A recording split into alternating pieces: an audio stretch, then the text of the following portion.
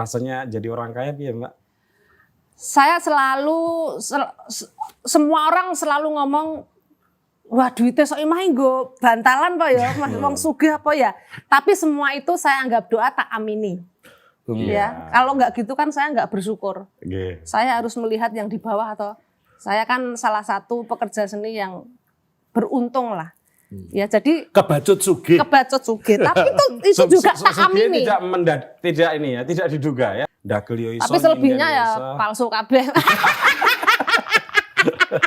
Dobos-dobosan gitu ya. Makanya tadi saya bilang kan saya salah satu pekerja seni yang beruntung karena sebenarnya kan banyak para pekerja seni yang lebih hebat kemampuannya daripada saya. Pak Butet juga pasti tahu. Tapi makanya saya kan salah satu yang beruntung karena bisa mencari rezeki yang agak dipermudah. Banyak dimudahkan ya. Banyak dimudahkan. Ya. Walaupun melalui proses yang sangat perih yang semua orang mungkin juga belum tahu semua. Iya, penuh penganiayaan. Bahkan itu yang membuat Mbak Soimah menjadi serba bisa ya. Dagel yo oke, kalau nyanyi kalau serba bisa ya. Sih saya sebenarnya malu ya kalau dibilang serba bisa. Serba nekat mungkin lebih tepat ya Mas ya. Ya, kalau ana warga yang melihat lapor sama Pak Bagong. Wah dia onak-onak ke Tini, ponakanmu kayak pacaran karo sopir truk. Wajar. Jadi kondange Soimah apa onakane Tini sing nang Pak Bagong kayak pacaran karo sopir truk. Statement di kemasan rokoknya itu disebutkan rokok ini paling cocok untuk kaum intelektual. Padahal nggak ada cukainya, sablonan kamarnya. Paling cocok. Enggak, saya kan nggak pernah ada cita-cita jadi artis tuh nggak kebayang Mas. Jadi saya itu latihan tuh seneng banget. Dulu tuh kan kalau misalnya mau pentas sekali tuh latihannya iso sasen gitu. Jadi kalau dihitung-hitung sama PY-nya itu bisa tombok sebenarnya. Ada produser datang negur, kalau bisa jangan ada bahasa Jawanya ya. Walau ratiku no. Saya bilang, lah aku ini orang Jawa ya. Kan kamu tahu, saya sinden dari Jawa. Lah nek nggak boleh bahasa Jawa ya jangan undang saya. Aku nggak jadi artis rak paten ya. Kalinya mati ki. Nah, gitu. Lah pikirku aku ning Yojoyo laris kok kan gitu. Itu memang ada penyakit sindrom keaktoran. Gimana tuh Pak? Pengalaman saya dalam keaktoran itu ada beberapa pemain di Jogja yang pernah main sama saya. Itu dia selalu ketika di atas panggung berusaha menenggelamkan lawan mainnya.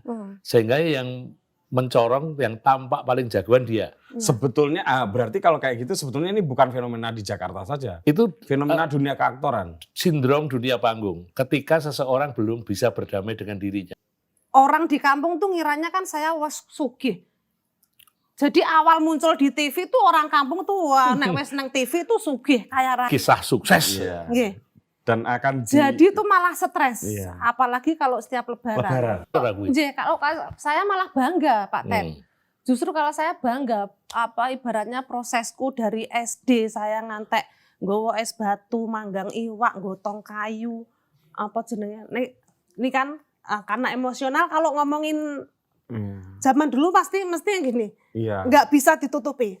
Selalu pokoknya ngomong kayak gitu tuh, saya merasakan waktu kecil itu saya merasa tidak sewajarnya anak seumur saya SD itu untuk dipekerjakan seperti itu oleh orang tua. Yang ingin memanfaatkan bocah kebacut sugih ini ya banyak, termasuk tukang-tukang pajak. Aku kemarin lihat TikToknya atau apa itu di medsos itu Soimah ngomel-ngomel sama orang-orang pajak yang memperlakukan wajib pajak seperti Soimah ini seperti pesakitan.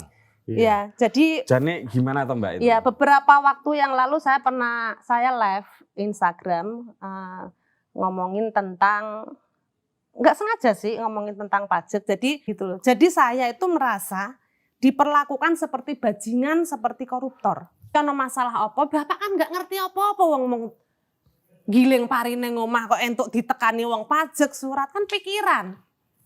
Nah, nek bapak Saya Ono kira apa-apa sapa sing tanggung jawab? Nggih, mosok tuku bulu mata wae lho. Nota. Tuku apa lho? Pak, kalau ini kayaknya Ya nggak kan? Berlebihan. Ini Lah nggak tapi nek enggak ono nota, iki uangnya lah ki masa aku bendino tuku apa? Kalau aku bahasane iki seitil-itilan ngono ki harus nota. Apa-apa ora percaya, apa-apa ora percaya. Oke, sekarang kita bicara soal pendopo. Ya, pendopo gini. Soimah sudah berhasil membuat satu pendopo yang sangat luas di satu ranah kebudayaan, dan ini dia praktisi seni yang dia berinvestasi luar biasa. Saya pengen tahu ke depan bagaimana akan memfungsikan pendopo ini dalam konteks habitat ranah kebudayaan ini. Saya mbayangke kaya ya nek duwe joglo nek aku ini ya disilihke nggo proses latihan ketoke kok ya Untuk kawan-kawan ya. untuk kawan-kawan Ya. seniman gitu ketoke ya melu seneng gitu nyawang enak. Bantul seneng dong. Iya dong. Harusnya seneng dikai wadah ngono. Betul. Kudune kan gawe dhewe kita entengke lho, tak nek Lah, nggon ya. siji lho. Sebenarnya saya itu punya satu cara berpikir yang melandasi saya sejak muda itu belajar menjadi orang yang bisa dipercaya. Itu saja sebenarnya. Pencapaian ekonomi itu kalau diruntut timelinenya, itu hanya disebabkan kita masih bisa dipercaya. Saya itu minta kawan-kawan yang menemui semacam kegagalan, coba dong, mari kita berefleksi. Kalau dari saya ya itu jujur, disiplin dan bertanggung jawab. Jadi semua apa yang kita lakukan, nek melewati 3 itu sih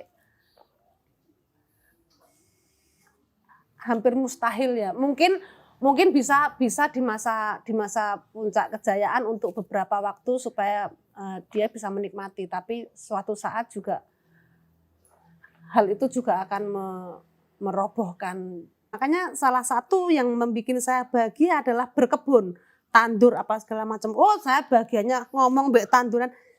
Kelihatannya sepele, simple, nggak ono gunane, tapi itu bagi saya, oh itu bahagianya luar biasa. Saya kan di rumah kan kayak babu toh. Ada orang tamu datang, ada Mbak Soimah, padahal itu saya. Jadi dikira saya babu, tapi saya bangga. Jadi bapak saya tuh dulu pernah ngomong, Im, besok nek kowe duwe apa-apa, jenengi 789 gitu, pitulungan. Nah, cuman kalau menurut saya kan kalau pitulungan itu kan udah banyak yang make. Ya. Jadi saya ambil tengahnya tulungo. Tulungo itu kan tolonglah. Jadi saya bisa menolong orang, orang bisa menolong saya. Apapun masalah saya ketika saya naik panggung, itu udah tiba-tiba itu udah kayak ada roh masuk gitu. Jadi udah kayak gitu ya. masalah apapun tuh udah Harus, ya. hilang dulu. Ya. Itu udah kayak otomatis. Kalau Pak Butet, pripun Pak? Ya, dunia panggung itu saya selalu bilang dunia palsu, dunia semu. Jadi yang realitas, yang real itu yang sehari-hari ini. Ini yang tidak ada ditutup-tutupi, tidak acting. Saya ngomong sebebas ini itu realitas. Iya. Tapi ketika di panggung, saya bukan menjadi Butet yang realitas, itu Butet yang palsu. Yang caranya ngomong, caranya gerak, gesturnya itu kan ketok iki dudu Butet sing sehari-hari. Kadang-kadang saya kombinasi yang sehari-hari saya bocorkan di sana. Iya. Jadi untuk hadir di dunia semu itu, kalau dalam tradisi keaktoran itu yang saya dapatkan adalah mengambil jarak. Mengambil jarak untuk menciptakan kegelisahan baru. Cuman beratnya bagaimana mengemas itu seakan-akan natural, Ya. kan? Saya mending goblok dengan gayaku sendiri. Misal Baik, Pak Butet, Mbak Ya. Soimah, matur nuwun sangat. siap Obrolan yang menyenangkan, dan sekali lagi ini juga ada konten soal pajak. Dan yang lebih penting, teman-teman, Mbak Soimah ini seorang seniman yang cerdas sebetulnya. Mung sok pura-pura gobloki. Matur nuwun, matur nuwun.